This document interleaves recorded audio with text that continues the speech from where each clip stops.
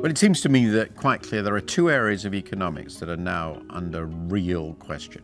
The first, obviously, is financial economics and how it has developed. Now, financial economics is taught in obviously all the graduate schools of economics, but also in all the business schools to all the people who are going to go out and manage the finances of companies and manage the finances of banks, and the basic theory about how derivatives markets work and whether markets are efficient in some sense, and in what sense they're efficient, how securitization works.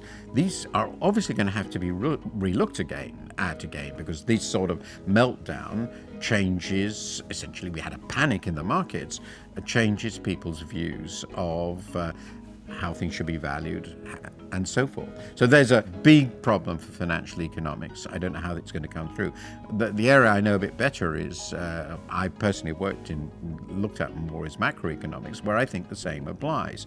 The really intriguing thing about the policy response to this crisis is that it was driven overwhelmingly by ideas that are at least 30 to 70 years old.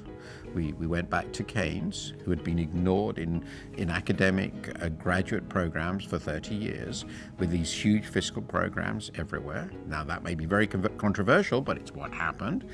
We went back to Milton Friedman's views about monetary policy. That's a 40-year-old monetary theory. We did absorb a lot of what Ben Bernanke had been saying about credit markets and the credit role. He himself did a lot of that at the Fed.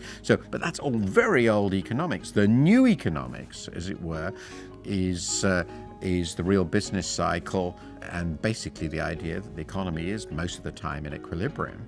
And in some sense, in those sorts of theories, really and truly, this shouldn't have happened.